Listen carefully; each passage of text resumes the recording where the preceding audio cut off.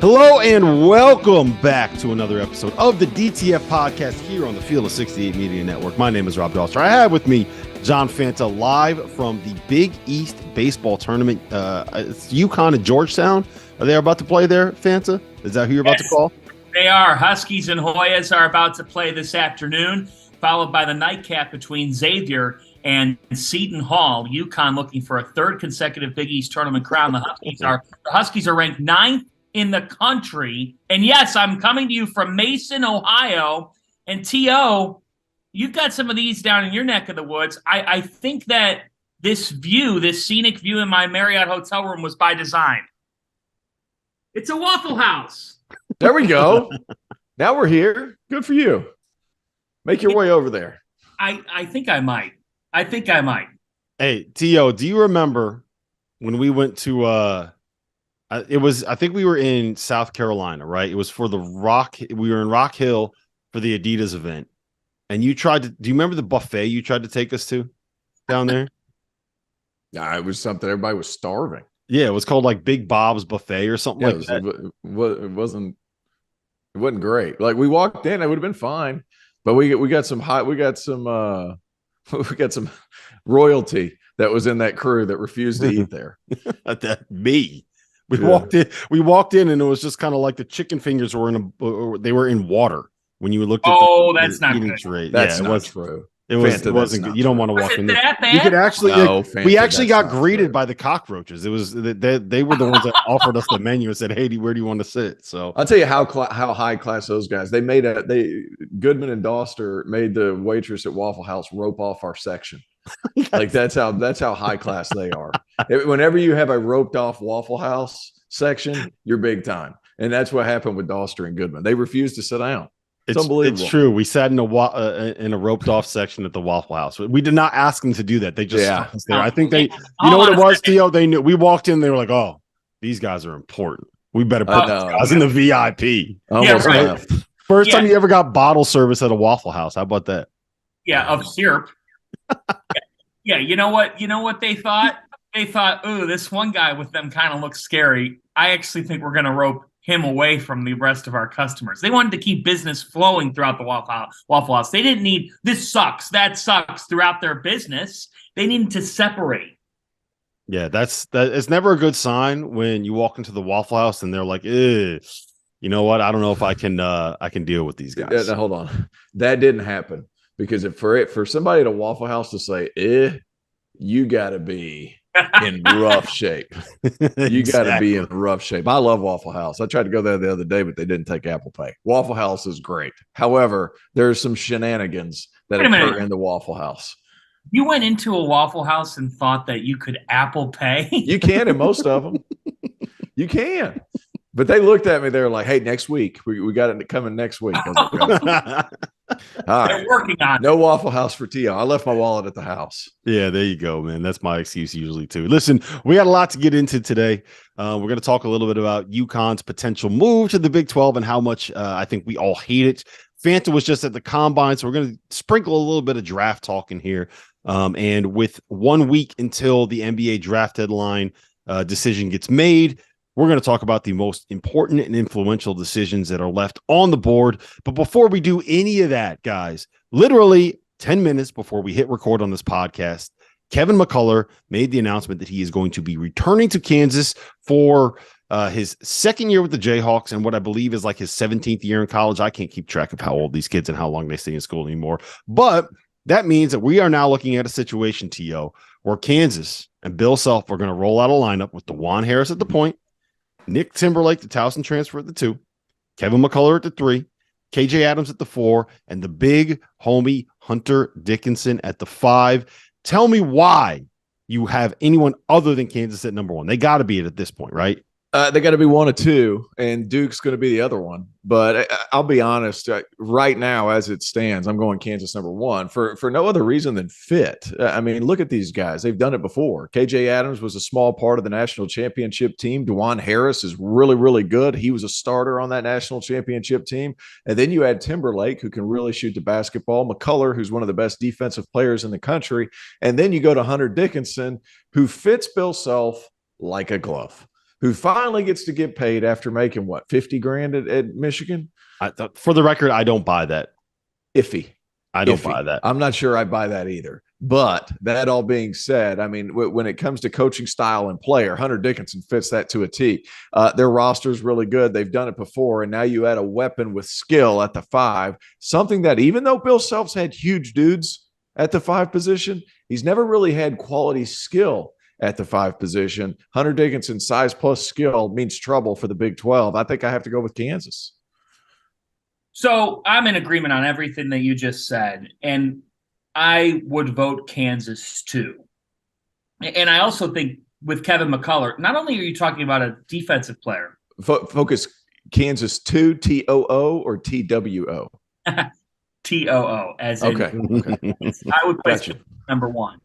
I was doing the same kind of mental math there, T. I was like, wait, what did he just say? You. I agree. I agree with you on them being number 1, and I think they should get voted as number 1 right now. And by the way, with McCullar, the switchability defensively, the way that he could dictate a game on that end of the floor, not to mention he averaged 11, 7, and close to 3 assists per game. Yep. Kevin McCullar sort of flies under the radar, but I'll tell you what, guys, that guy is a Swiss Army knife and one of the better players you're going to find in the sport. I will play devil's advocate and be different.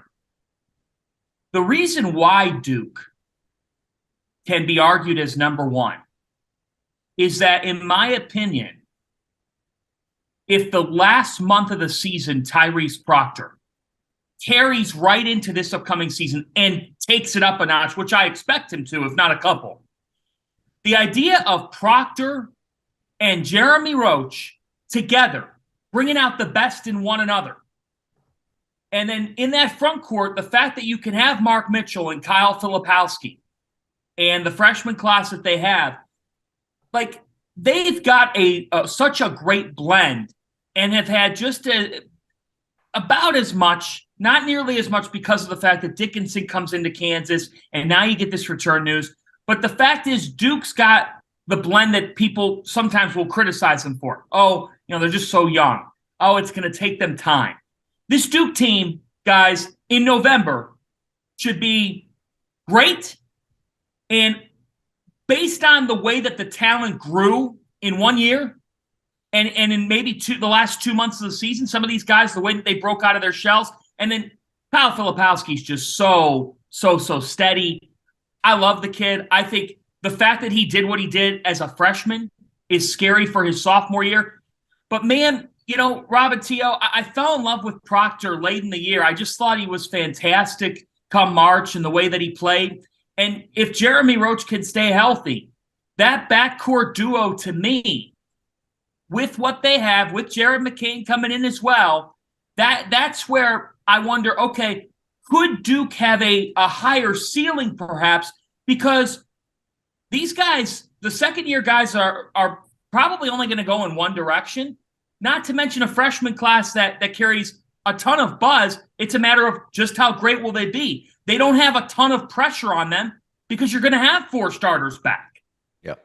Yeah. So my biggest thing with Kansas is, do we trust the shooting enough, right? Timberlake is going to knock them down, right? Yes. DeJuan Harris shot 41% from 3 last season, but he was a guy that shot that number because a lot of defenses just kind of said, hey, look, you know what? We're going to dare you to shoot. And he had games where he hit 5 of them, and he had games where he hit none of them. Hunter Dickinson shot 40-something% from 3. I don't know if you would necessarily qualify him as a shooter, and using him as a floor spacer kind of completely nullifies what makes him so valuable in that offense. KJ Adams, not a guy you got to guard on the perimeter. Kevin McCullar, throughout his career, has not been a guy that you need to guard on the perimeter. So that is my biggest question, is like, you basically have one dude that you have to chase off the three-point line when you're trying to throw the ball into Hunter Dickinson. That would be my one big question mark. But that's also just kind of like, I'm nitpicking a little bit, right? And I don't think that it necessarily matters with what Bill Self runs. That would be my one concern with them. And then with Duke, it's like, do they have a 5-man that you trust? Can you play Filipowski at the 5 all season long? And I think you might be able to, but you kind of lose an element of rim protection when you do that. But either way, Here's my biggest issue with heading into the 2023-24 season with both of these teams is that they already put out the schedule for the Champions Classic. Duke is playing Michigan State. Kansas is playing Kentucky. Like, we need to fix this. This is a problem, fellas. We have the two best teams in college basketball that are going to be in the same city on the same night, playing on the same court, and they're not going to be playing each other. What are we doing here? What is the point of having the Champions Classic if we can't get the two best teams in America to play each other? What is the problem? Who do I need to talk to, Fanta? Who do I need to get on the phone with, T.O.? What can we do to fix this? I don't know these people. This is an injustice. This is an injustice to the sport of college basketball. Okay, well, hold on a minute. I respect the rant, but come on now. Michigan State could be argued as 3. They could be argued as 3 or 4 in the country. Tell me I'm wrong. Yeah, but they're not number 1 or 2. There's no one that's going to be arguing they're 1 or 2. Is there? But there's voters out there, guys, right? Like, I want to get. There's a lot of dumb people out there with an AP vote. You're right. Yeah, I was going to say. You're right. I'm just going to say, T.O., you and I, like, we've talked about this, Rob. We've talked about this. Don't you think there's a guy out there that, and he might just be one, but there's got to be a couple, that they see Zach Edey come back to Purdue, and they're like, yep, number 1 or number 2 in the book for me. I'm telling you, they exist. Mm-hmm. Somebody will. Is that breaking news, Fanta? Zach Edey's already announced he's coming back? No, it's not breaking news, but for all intents. But we'll get to that. But I do think that, you know what the other thing about Kansas is? By virtue of who they are with Timberlake, all right? Because he's going to be counted on to be their perimeter shot maker. Timberlake at Towson, he was the ball handler.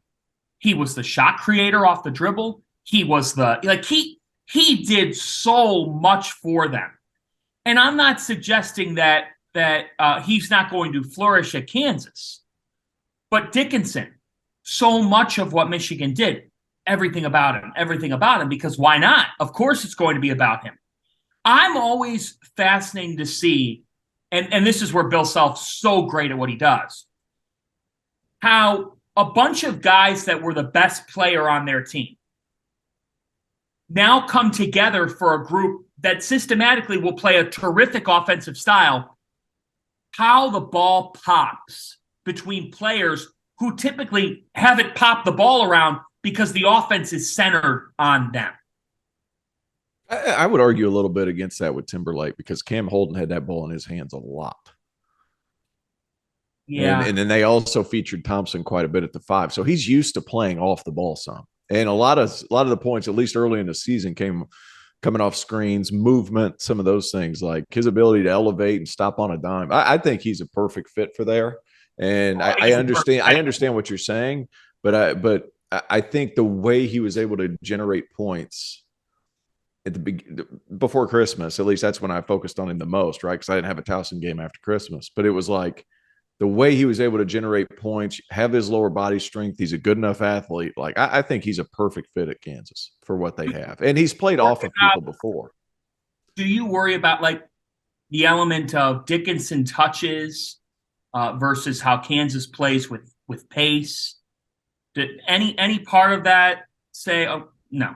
Not for me at all. Because I think I think Bill Self is good enough that he can change what he does to kind of tailor it to the pieces that he has.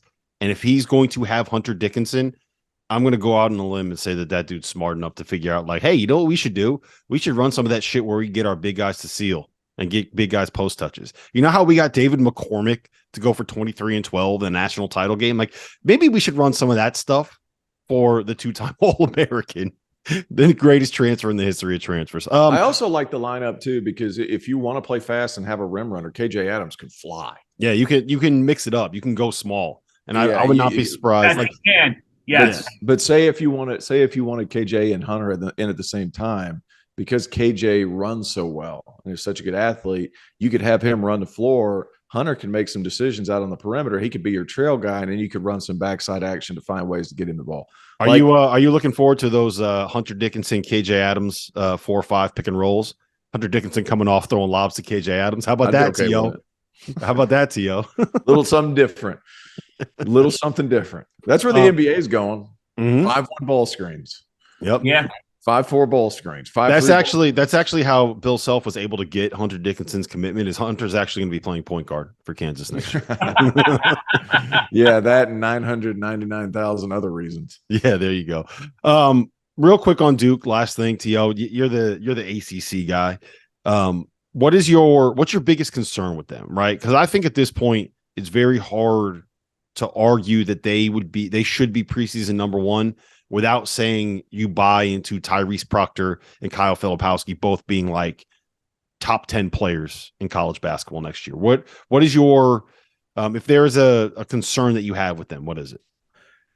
You know what? Are they going to be able to shoot it consistently enough? Proctor was good at times. He was bad at times. Roach can put it on the deck, but he's much more geared as a 2. I think the point of them figuring it out is a huge thing. They won 10 out of their last 11. Mm-hmm. Like, this is a Duke team that found their rhythm as of late, but it also coincided with the fact that Derek Lively was starting to get more minutes and be comfortable, especially on the defensive end. Who's going to be your rim protector, your high-level rim protector? Sean Stewart's a great athlete. Not a good athlete. He's a great athlete. He's not 7 feet tall. So, like, where's your rim protection coming from? And regardless of what a lot of people think, like, there's a lot of ways to protect the rim. One is taking charges. The other is blocking shots. I think blocking shots, there's something to be said there because it puts that seed of doubt in people's mind whenever they do drive to the hole. They relied a lot on Derek Lively on the defensive end. So I'm curious to see how that goes. Can they shoot the ball? You know, TJ Power is a really, really good shooter, and I think he's going to be a 21-year-old freshman. 22. He's not, but he's old, is my point. They're going to have some more shooting this year, and I think with Proctor coming back, I think he's going to shoot the ball better. Who's going to be that rim protector is a big question mark. But guys, they had a kid kind of lurking in the shadows last year, trying to figure it out. Christian Reeves, a 7'1" kid that committed to them late, and I'm not sure if he did red shirt or didn't get a red shirt or did get a red shirt, but this is a guy with big time length and good athleticism. Is he going to be a guy that can step up and fill that role? To be determined, but I think rim protection is a huge thing for Duke. Yeah, I agree. Yeah, I also think that we just the fact that we could be sitting here right now talking about why Kyle Filipowski and Tyrese Proctor could be top 20 picks in the NBA draft, and they're both going to be at Cameron Indoor Stadium come November. That's scary. If those guys continue on the trajectory they've been on.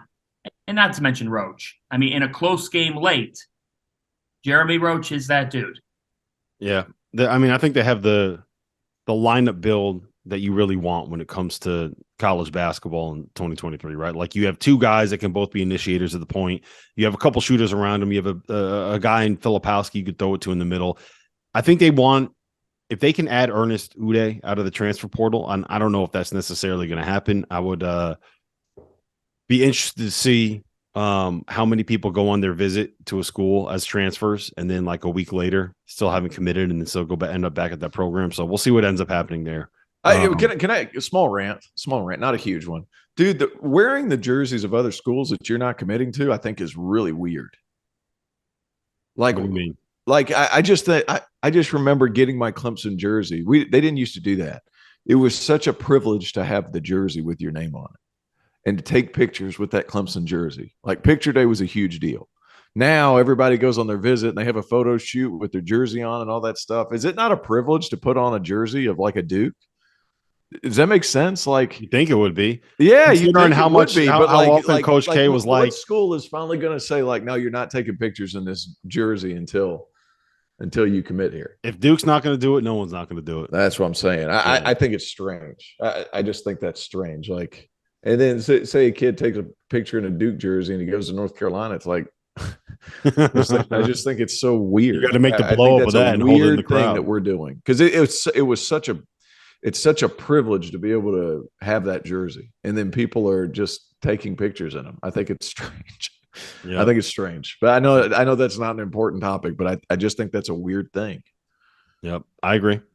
I agree. Our partner for today's episode is Athletic Greens. I started taking AG1 during the college basketball season, and I loved the impact that it had on my energy levels. I'm a big coffee in the morning guy, but by the time that the afternoon would hit, I needed another boost. AG1 helped me tremendously, especially on those days when I didn't want to get up off the couch and go hit the gym. Their tagline is AG1 is comprehensive health and the power of habit in one. And man, that could not be more true. It's nearly impossible to eat and drink in a healthy manner in the month of February and the month of March when you are in my business. And AG1 was exactly the supplement that I needed to improve my gut health and cover my nutritional basis for the day. I've continued that into April. I've continued that into May, and I'm going to continue that the rest of the summer. All I have to do is mix a scoop of AG1 with some water or maybe add it into a smoothie, and I'm ready to go. Do it after lunch, and you'll be ready to go for the rest of the day. If a comprehensive solution is what you need from your supplement routine,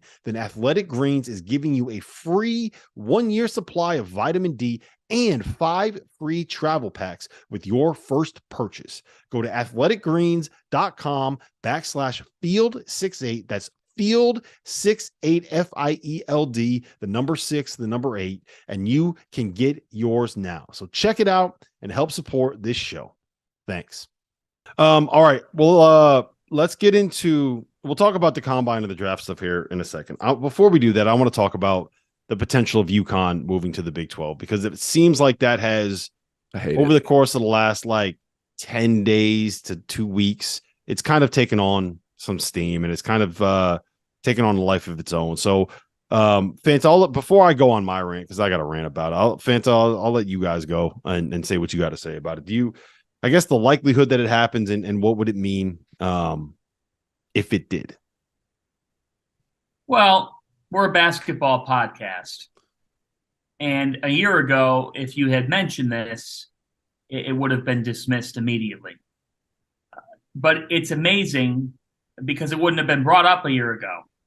What a difference, and this is our world, a 6-7 football season and an appearance in the Myrtle Beach Bowl. What a difference that makes.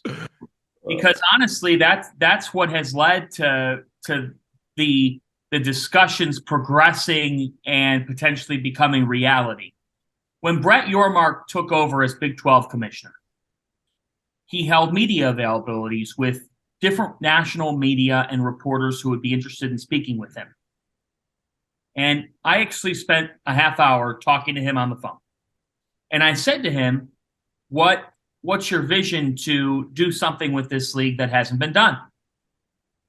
And he was very clear at the top of the answer. And he said, I want to get into the New York market. I want to get into the metropolitan area. And I said, well, how do you do that? I said, do you play games at the Garden? Do you play a doubleheader at the Garden? You've got Kansas City as your conference tournament. And he wouldn't let on of how exactly he planned to do it.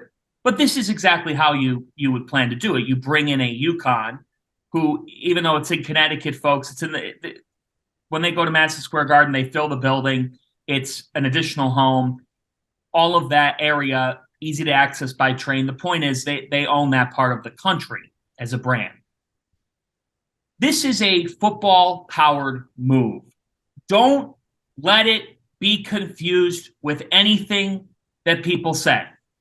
When the narrative gets brought up that all sports are being considered or that it's a move for everybody, if they go to the Big 12, look, there's not another goal in place at the top of the chart than to parlay your 6-7 football season with Jim Mora, who did a very nice job in year one, and a Myrtle Beach Bowl appearance, parlay that into a league where, yes, it just so happens to also be the best men's basketball conference over the last 5 years. And your basketball program will go in there and join the successful level.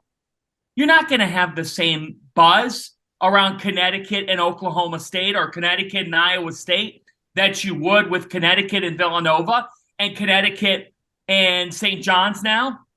But guys, we knew this. That's the amazing thing about it. UConn has sold their soul to progress in football because they've got this vision for football. And it just goes to show you that when you're chasing that golden goose, if you will, when you're chasing that, you never stop being in love with that ultimate goal. This is a philosophical thing, and the philosophy is rooted in one thing: dollars. If UConn makes the move to the Big 12, it is because of football and because football possesses more money. That last sentence is the most important one, because the UConn athletic department operates at a very large deficit. They need that paycheck, right? That's something that would allow them to function at a level that the program or the athletic department wants to be able to function at. They're broke. Didn't they just make a massive investment in their football complex too, not too long ago? Yeah, they did, but they're broke. The stadium there sucks. Like it's in East Hartford. It's not close to the campus, and like nothing is close to that campus. Nothing is close to that campus. Yeah, I think the thing that people kind of fall in love with is they made that one BCS bowl, and I think it was 2008, maybe, when they played Oklahoma and got smacked by Oklahoma. They were like 8-4 in the Big East Tri-Champs, and they were outgained on the entire season in terms of yards, but they somehow managed 2011 Fiesta Bowl. 2011. Yeah, they managed to, like, because of some tiebreakers, they were able to sneak their way into a Fiesta Bowl, and that was like the end of a 4-year run where they were actually pretty good in like Big East standards. So that's what kind of led to the move to the American. But I think it's also important to remember like what happened when they went to the American, right? One, the American turned into like one of the worst basketball conferences in America, and a horrible football conference too. The UConn basketball program made it to, after that, they won the title in 2014, which was as fluky as any title we've ever seen. After that, they made one of the next 6 NCAA tournaments, right? They drove their best product into the ground, chasing football glory that is probably never going to come. You're the University. It's not going to come. It's not. You're not Florida. You're not Tennessee. You're not Texas. You're never going to, like, you're chasing mediocrity in football, and you're sacrificing what may be the best basketball program in the world. And I also think it's important to say this, right? Big East basketball this season is, for my money, right? And I say this as somebody with a Big East bias and a very clear Big East bias, is about as appealing and enticing and as exciting as it's been since like 2011, since that year when they had 3 teams that were 1 seeds in the NCAA tournament, right? UConn didn't come back to the Big East and save Big East basketball. That's not what happened here, right? Yes, they won a national title. Yes, they're back to being one of the most prominent programs, this, that, and the third. The Big East saved UConn basketball, because if UConn stayed in the American, they wouldn't be at this level, right? No. If there wasn't some inkling that they were going to make it back to the Big East, they wouldn't have been able to hire Dan Hurley when Pitt and the ACC was calling for more money, for the record. They wouldn't have been able to go out and land some of the recruits that they're landing. You think Stephen Castle is going to a program in the American that's sitting in the middle of the conference, right? Like, people forget that in Dan Hurley's first year in the American, they went 6-12. They had the same record as SMU. They were behind Tulsa. They were behind South Florida. They were behind Temple. They were behind UCF, right? The only teams that were worse than them in that league were East Carolina and Tulane. They were a very bad basketball program at that point. The reason why they are back, the reason why they are relevant, the reason why UConn is back at a point where they can win national titles is because the Big East extended a hand and said, hey, look, you know what? No hard feelings. You can come on home. Now what they're doing is they're flirting with making another run at getting a paycheck. And I get it. The money trumps all, and you need money, and the athletic department is broke, whatever. I think that you would be making a much smarter decision, a much more loyal decision, thanking the people that brought you back to prominence by saying, you know what, we're going to follow like the Villanova model. We're going to send our football program, which is never going to be something that's good, to the FCS ranks. We're going to dominate there. We're going to have success there. We're going to let the diehards that love UConn football be able to go out and actually watch them win games, right? And we're going to stay in the Big East, and we're going to stay home, and we're going to do what we do best, instead of chasing the glory and sending all of our athletes and all of our players to places like Lubbock, to places like Provo, Utah in the middle of the week, to places all over different parts of the country, all like just the idea that you're going to go through all of this travel just to chase the money from a conference who, by the way, is losing their two biggest programs and their two biggest brands in Texas and Oklahoma because they don't trust that conference is going to be able to stick together. It feels like you're chasing a paycheck to go to a league that is on just as unstable ground as the Big East was in 2011, that first wave of conference realignment was going. You're just going there and waiting for everybody else to jump ship. If Texas and Oklahoma don't want to be there, why is UConn going? Why are you associating yourselves with such powerhouse football programs like the University of Central Florida and be like, come on, man. Like it makes absolutely no sense. I think that you would be ruining the best thing that ever happened to the program in terms of the Big East welcoming you back when they didn't have to. And it seems like an awful decision to chase a bag that like 10% of the UConn alumni base actually wants. Funny that they claim to be the basketball capital of the world, and then they put basketball on the back burner. Seems a little You're not wrong. You're not wrong, and I hate it. I hate everything about it. I understand football. Quick story. I thought it was funny where you said, "Whoa, how the Myrtle Beach Bowl changes things." I was playing blackjack with Dabo one time, who, by the way, is worth $100 million. He's playing $5 hands besides me, and he's like, he goes, man, I'd love to come down to Bahamas more. That's where we were at. And he goes, I was like, well, they do have a bowl down here. He goes, well, if I play in that bowl, I'm getting fired. Meanwhile, UConn thinks they make the Myrtle Beach Bowl and they should jump ship to the Big 12, which is hilarious. I understand the dollars and the cents. You would lose a lot of your mystique. You really would. And to kind of go along with your point, Rob, you say UConn operates at a deficit. I think every school operates at a deficit. Every school. Every school operates at a deficit. It's a matter of how you manage that deficit or how you make it look like a deficit. I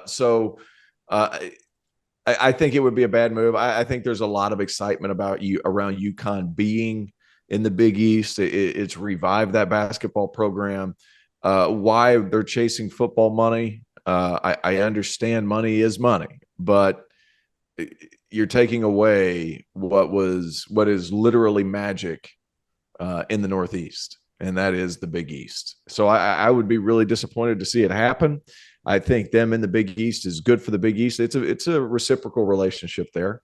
The Big East certainly benefits from it. However, if they do go, how much does it?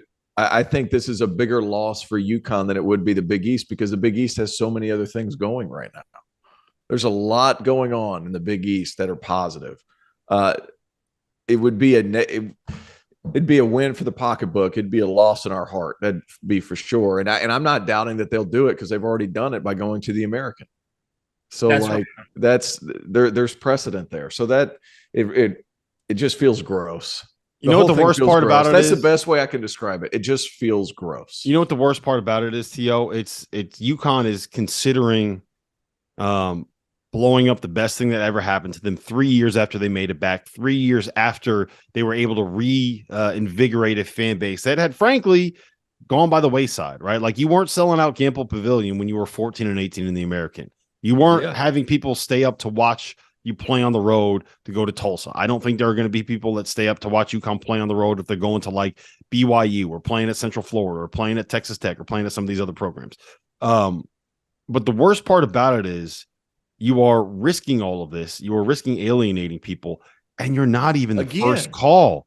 You're not even the first call, right? You are the backup option. This is like the people that sat there waiting for like the prom dates to show up, and it's like you're the third one on the list. It's like, well, first he has to say no, and then he has to say no, and then he has to say no, and then maybe I'm gonna have a chance to actually get in there on that. It's just like, you're not. They want Arizona, they want Arizona State, they want Utah, and they want Colorado. You are way down on that list, and you are sitting here waiting. I hate it. What I will say, it's Brent Yormark that's the commission. He has said in the past that he thinks basketball is an underrated revenue generator. He has said that. So obviously it's a huge basketball move for them as well. It's just, well, we'll let you drag your Myrtle Beach football program with you. I mean, you have to, if you're the Big 12 commissioner, you have to say that. Like you don't have an option. Like, you just lost but nobody else football programs to the nobody SEC. Else has like said you got to say it. But that's why you go after some of the schools you went after. It's because you're putting basketball at the forefront as far as some of them. Why would they go after UConn? Why would they go after UConn? I mean, getting Cincinnati, they've seen Cincinnati do what they've done on the football field. Look at the current state of Cincinnati basketball. Mm-hmm. I mean, T.O., why would the Big 12 go after UConn for the same reason that the Big 10 went after Rutgers? Yeah. Well, why did the Big 12 go after UCF? Because UCF made it to a New Year's Day bowl and showed what could happen down in Central Florida in a big market. I looked up two things, okay, while we were talking through this. 2011 Fiesta Bowl, guys. Went back on the Wikipedia page for the bowl game. You'll love this. Pre-game coverage focused on Oklahoma's struggles in past BCS games. Oklahoma won the game 48-20. They didn't struggle on this day. As well as Connecticut's difficulties in selling their designated ticket allotment from the Fiesta Bowl. Mm-hmm. They made a BCS bowl game, and they struggled to sell their ticket allotment for one of the biggest football games of the entire year. And here's the other thing. When UConn came back, guys, I can't tell you how many of the coaches in the Northeast corridor were immediately saying, one coach in particular who said, yeah, I was beating UConn almost every time. I mean, if you put together 10 kids, 10 high school kids, it's different lately with the portal and whatnot. If you put up 10 high school kids, I was beating UConn 8 or 9 times. Seriously, that's when they were in the American. He said, now going up against them, I'm 0 for 10. I can't think, when they came back to the Big East, I'm 0 for 10 when they came back to the league. So the recruiting angle to this and where kids want to play. Like these players' families love going down to Villanova, going down to Georgetown, going to Seton Hall. It's easy. Think these people want to hop on planes and go to Stillwater? No. Do you know how hard it is to get to Manhattan, Kansas? I went from the East Coast to Manhattan, Kansas. Do you know how hard it is? Listen to what I had to do to get to Manhattan, Kansas, right? I had to fly to Philadelphia, or I had to drive to Philadelphia. I had to take a flight from Philadelphia to Chicago. I had to have a layover in Chicago. I had to fly from Chicago to Kansas City. I had to sit there in Kansas City, and I had to drive 2.5 hours from Kansas City to Manhattan, Kansas. You know where they want to go? They want to go to Manhattan, New York City. UConn fans don't want to go to Manhattan, Kansas. Stay home. Stay where you love, stay where you want it, stay where you need it. All right, let's talk about this NBA draft. We gotta get into some combine stuff here. Fanta, I know you were there. Give me, out of everybody that you watched there, give me like one or two guys that stood out, that really kind of broke out, that maybe used the combine to kind of elevate their chances to get drafted. There's one guy that stands out in my mind. He's actually a Big East player. I'm curious to see if you're going to end up mentioning him, but who really helped themselves at the combine? It's got to be the name that I think a lot of the country may not have known a lot about, but you guys follow college hoops daily, so you knew something about him.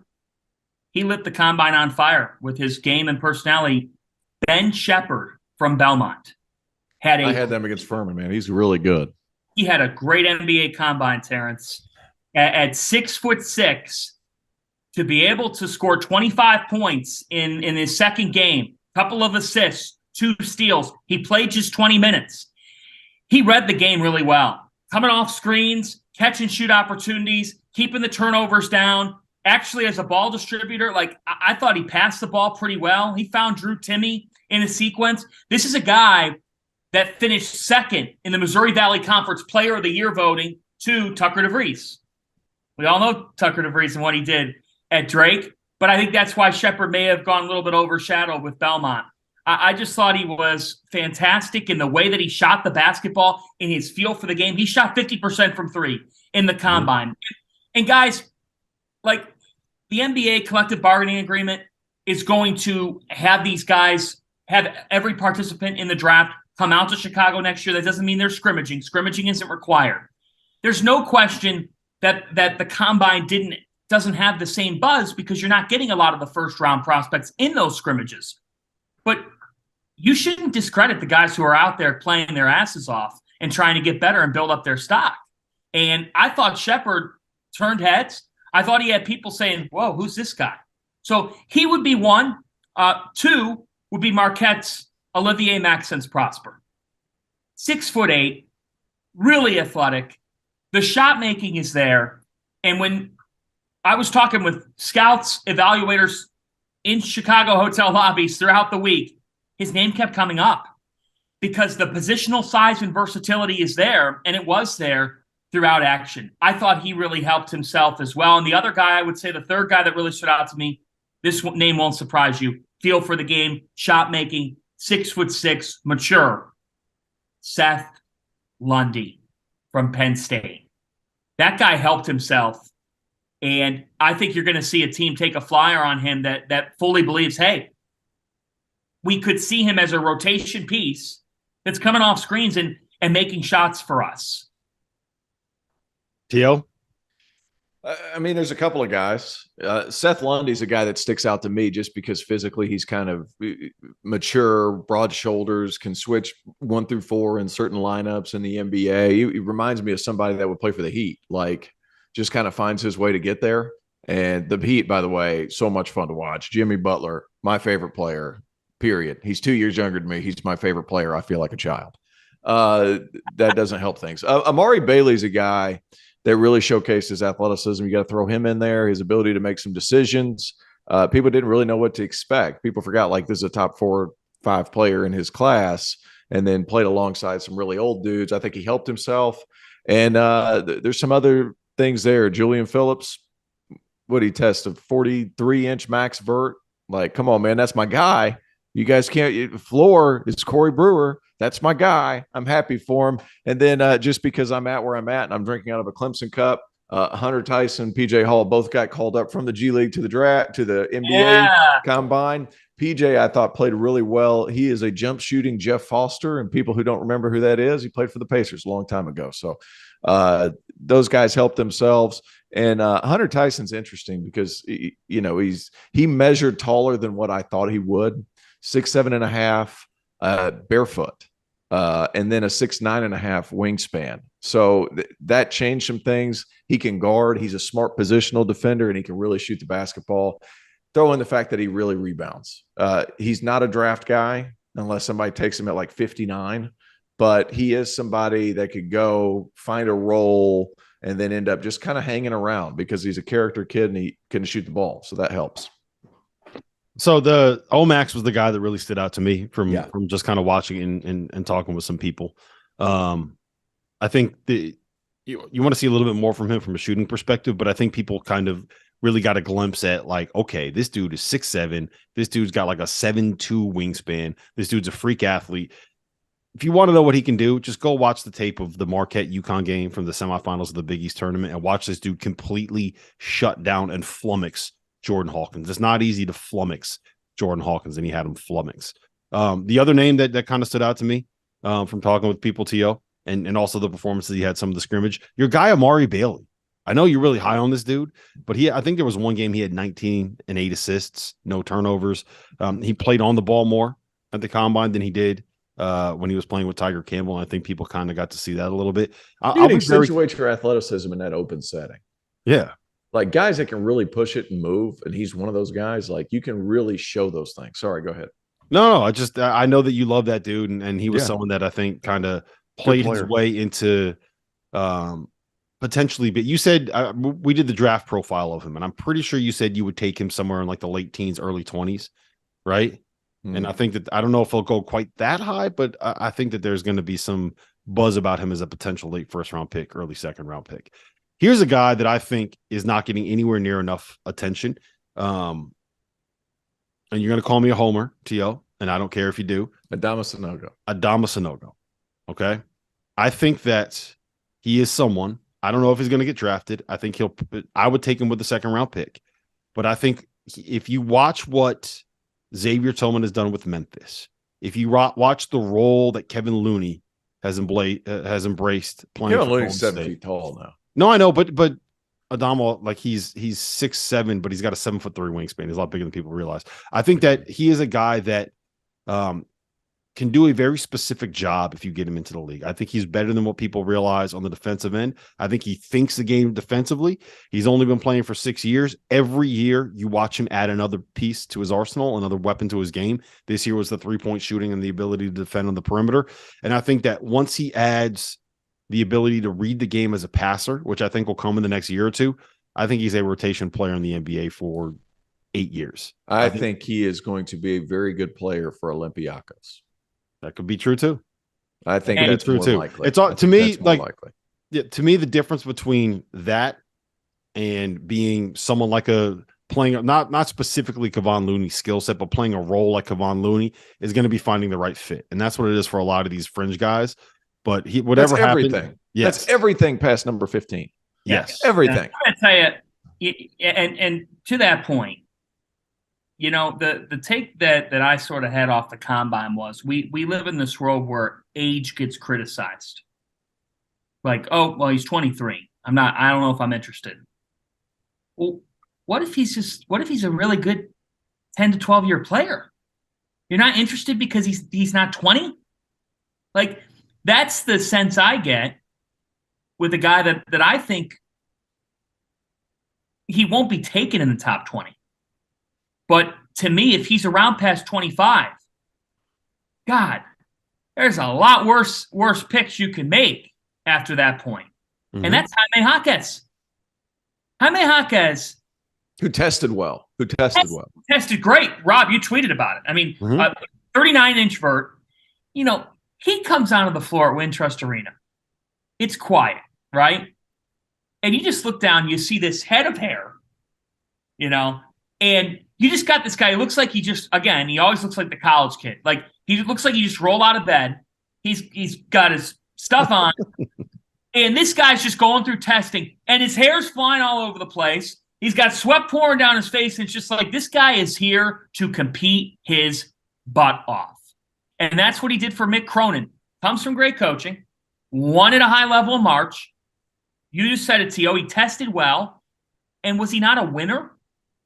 You know, sometimes these guys at Villanova the last decade have been taken like at the very end of the first round or into the second round. Yeah.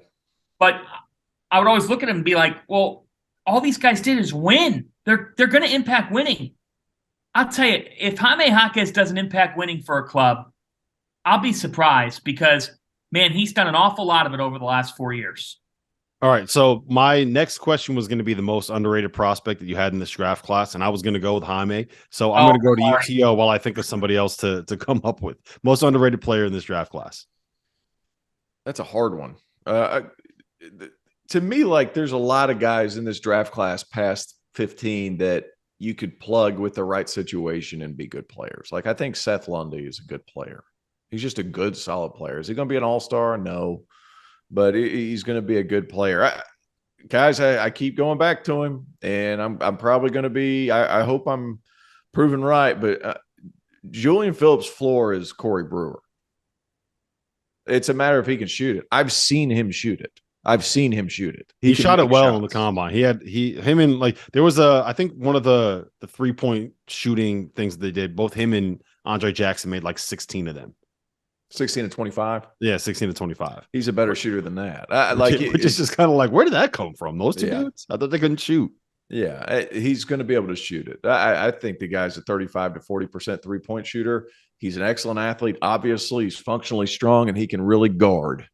So, like, you go somewhere like in Oklahoma City where you have playmakers in place. You need to have a guy on the wings who can finish and knock down threes and really play good defense. He could be that guy.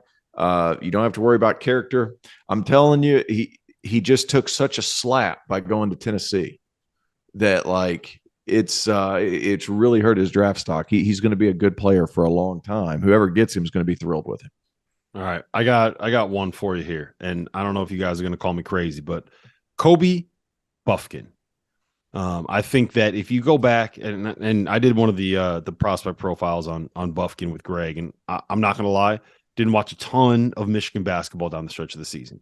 If you go back and watch Buffkin's film from the last about like 6 to 8 weeks of the college basketball season, he's a dude, 6'4". He's crafty. He's explosive enough to dunk on you. I think he's got all the reads coming off of ball screens. He is elite finishing around the basket. He's got the floater game. He can make threes.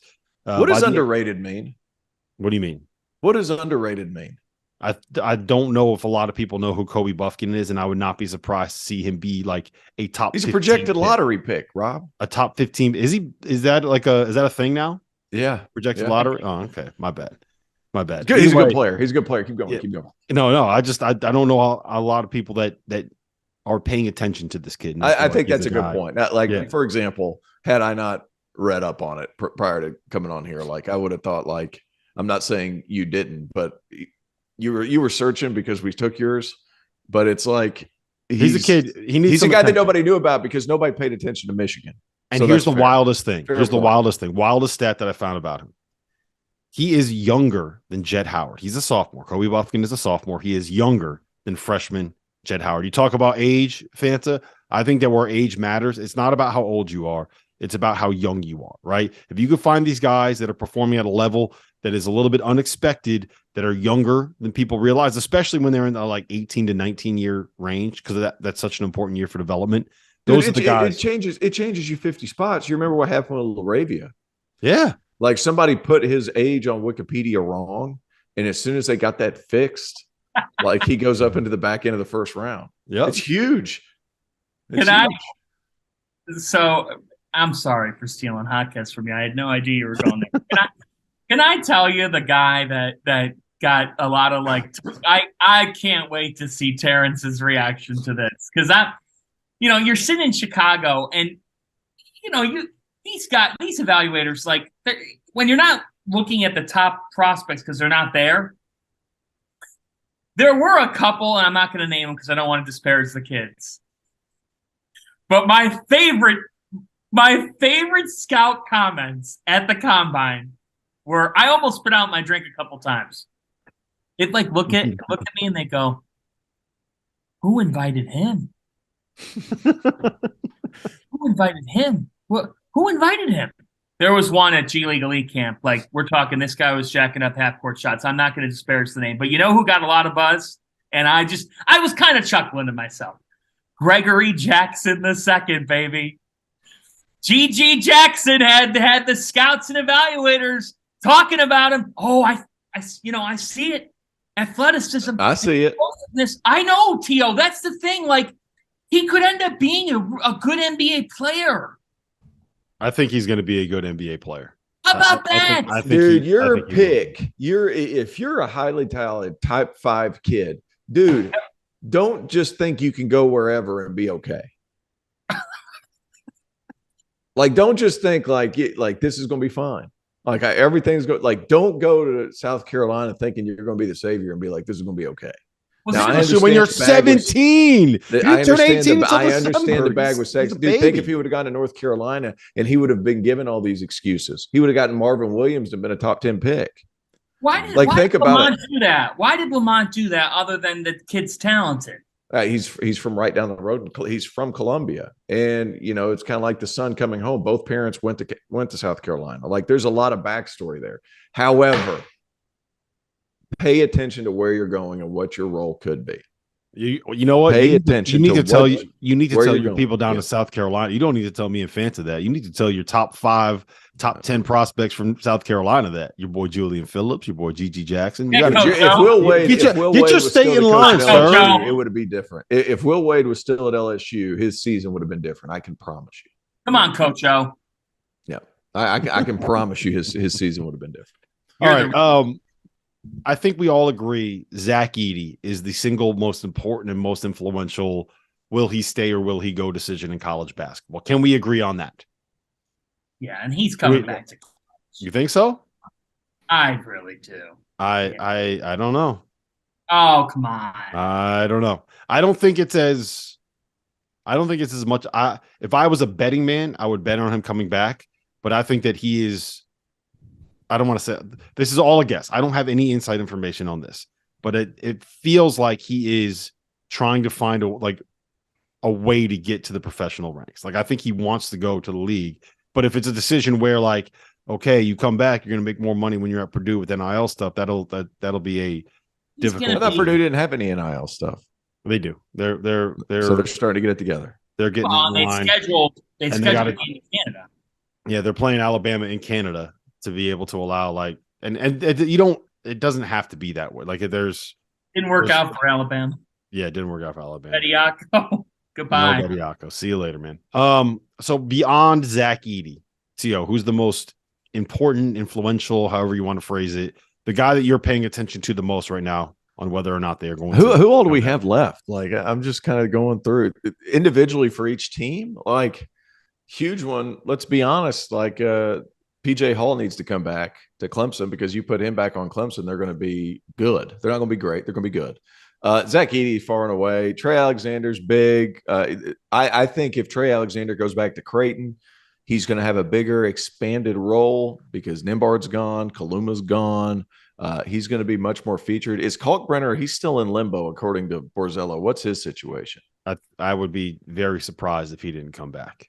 He's coming back. He's engaged to Rachel Saunders on the women's team there at Creighton. How tall is she? Not tall. Bad mistake. What? Mistake. Hey, don't question the man's at least love. 6'1". Hey, don't do what my dad did. You try to tell me if I wasn't 4 inches taller, my paycheck would have been different. She's 5'9". He'd be okay. He'll get a couple of 6'7s out of that.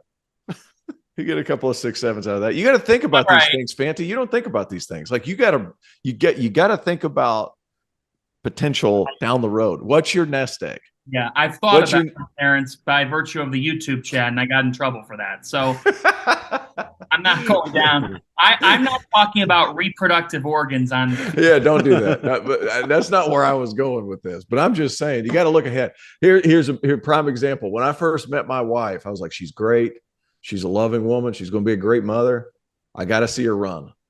I took her to Piedmont. Fanta, I'm not kidding you. I took her to Piedmont Park in Atlanta just to see her sprint because I was like, let's go throw some Frisbee. And I threw a Frisbee. I was like, go get it. And I kind of gave her a bad one because she was feeling, dude, flying. High knees, legs trailing. She can go, son. She can go. If nothing else, they're not going to be tall, but they're going to be fast. You did a combine? Tio, you're not. Think about Tio, you are 100% correct. I'm going to tell you a story as well. Thank you. So my wife not only was a gymnast growing up, once she got out of college and was looking for something else to pursue, she became a long distance runner. So they don't have to worry about they got the height from me, right? Be able to. That's not a marriage wide thing, is it? The distance running. That's not a marriage wide thing. No, definitely not. Running away. No, she fit it like she wins races. She wins races for her age group. It's insane. She could beat your ass, dude. She'll be like. I've stopped. I can't. She used to always be like, you should come running with me. And I was like, are you going to stay with me? She'll be like, yeah. So she'll jog for like a half mile with me and then just take off running. I'm like, this fucking sucks. Why am I out here right now? We're not running together. I'm nothing else. That was nothing else than a power play. That's all that was. I know that. And that stopped about 6 years ago. I learned that was a marital power play. I learned my lesson. Well done too. Yes. Anyone else you got? Influential decisions. No, I mean Andre Jackson. You could think Andre Jackson. I think he's going to stay in because he's right on that fringe. He's got to go. You mentioned Jordan Walsh. It's a big decision. I'm not sure it really. He's a big defender, and I think he holds as much or more value in the NBA as he does in Arkansas. You know why Zach his decision? the guy. Yeah, you know why his decision is interesting? Because I think Jordan Walsh's decision will impact Ron Holland's decision. So does Rod Holland go to Arkansas?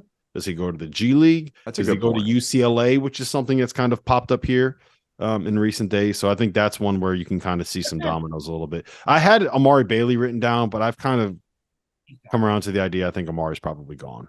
He's gone. What does Oscar Tshiebwe project as? Not drafted. He should maximize in college. He should. Do they have any international games this year? Well, they No. might not now, T.O., but They might be playing Purdue in Canada. who's their coach, Terrence? They might be playing Purdue in Canada. Weren't you surprised by Bediako news, guys? Just briefly, like Alabama's front court now in some trouble. That's troubling for them. A little bit. He's a good player.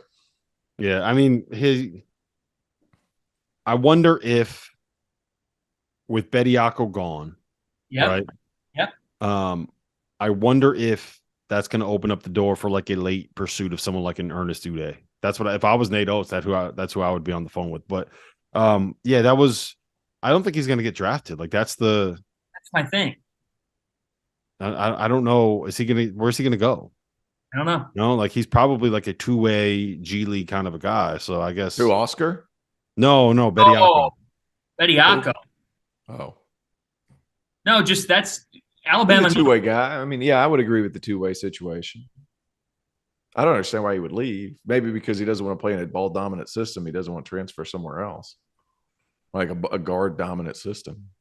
Let me ask you guys this: Oscar's going to Europe, though. Like, if he doesn't go to Kentucky, he's going to Europe. Like, why would you? Well, I don't quite understand that one. Let me ask you guys this: number 2 pick, Charlotte Hornets. I have a hot take here. You got LaMelo Ball already, right? You kind of have the guy that I would assume you think is going to be your point guard of the future, point guard long term, right? Scoot Henderson, very much a point guard. And for my money, I think that Scoot is probably the second best prospect in this draft. Yeah. If you have a guy like LaMelo, great passer, great vision, you probably want shooting around him. I think Brandon Miller's the third best prospect in this draft, but I think that there's a difference between him and Scoot. So who do you take there? Are you going Scoot? Are you going Brandon Miller? Do you go with the best prospect, even if it's not necessarily the best fit? Do you go with the best fit, even if like you're not guaranteed, like if you're not convinced that LaMelo Ball is like 100% going to be your superstar long term? What do you do? That to me, that's the most interesting one. T.O., you said you got a hot take. Hit me with hot take. So, all right, if I'm thinking as a GM and I'm thinking about winning only, and I want to preface what I'm about to say with that. If I'm thinking about winning only, I'm not sure what Miles Bridges' situation is right now, but if I could get him on the cheap, I'd consider it. Then I would explore trade options for LaMelo. Yeah. To pair him with a maybe not a perennial all-star wing, but right there at that level. Bring him a winning wing that can get you buckets. Bring him in. I'd draft Scoot, and then I'd ride the Mark Williams train. Like, there's a lot of options for Charlotte right here. And I like LaMelo Ball. I really do. I think he's a talented player. He's big. He can, create a lot of things off the bounce. He's flashy. Fans like him. I don't know how conducive it is to playoff basketball once he finally gets there, if he finally gets there. I think Scoot is I'm trying to word this correctly. Jason Hart called him Derrick Rose, prime Derrick Rose. I think it's close. And he doesn't have those herky-jerky movements as much, but he's every bit as powerful. I would jump on that and try to find some ways to keep the ball in his hands. If you draft him and have LaMelo there, LaMelo's no good off the ball. Like that's your issue. I would draft Scoot. I'd try to find a way to trade LaMelo. And that's not a shot at LaMelo because I think he's a fringe all-star guy, maybe 2 years, 3 years, something like that through the course of his career. I just don't know if what he does is necessarily all that conducive to winning. And I think Scoot Henderson could get you to a conference finals eventually. Is that a hot take? Because I thought about that a lot. Like, how could I get Scoot the ball, get LaMelo out of the way, and then find a way to have a bigger wing that could score, that could shoot, that could play off to the side of somebody like a Scoot that has that type of mentality, that type of athleticism, shot creation ability, not only for him, but for his teammates. I think he's a generation type point guard because of that athleticism. I don't think that Derrick Rose comparison is that far off. I think that's a good one. Early Derrick Rose. People don't remember early Derrick Rose. Specimen. MVP Derrick Rose. Specimen. NBA Finals Derrick Rose. Specimen. I mean, that kind of guy. Derrick Rose, yeah. Yeah. I'm kind of with you there. Like I just, the A lot of fit work makes to be done. Yeah, the fit makes more sense putting Brandon Miller next to LaMelo Ball, but then that means that you're investing everything in LaMelo Ball, and I'm not ready to do that. I'm not either. I think he's fantastic. I think LaMelo Ball is closer to Trae Young than he is to Luka, if that makes sense. Does that make sense? Think about that. Think about being if you get rid of him, you put the ball in Scoot's hands, you bring Miles Bridges back for the minimum, you can pay a lot of money to a 3. And then you have a 5 and Mark Williams, who I think is a longtime pro because what he's good at is what's valued. Mm-hmm. There's some pieces in Charlotte to work with. You got to put them together, but there's definite pieces to play around with if you're willing to do so and if Michael's willing to let him do so. Well, how much of a role does Michael have? He's in talks to sell a major stake of the franchise right now. Yeah. The Hornets' level of direction really isn't there. Yeah. If I had to choose between going to Charlotte and Portland, I actually would choose the Blazers because they've proven it more. They just have. Charlotte at 2. So what I think is interesting about this draft is you just said, and I don't disagree with you, that Scoot Henderson could make a conference finals, right? You're talking about that. You're talking about that with a guy who's in the same draft class as a guy that we're proclaiming to be maybe the best pure prospect we've ever seen. Yeah.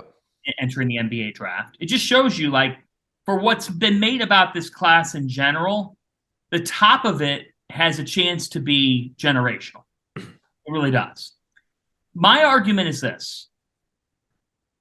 If the consensus is that, oh my, if Scoot Henderson is there at 3 for Portland, there is no way that you could ever pass on him.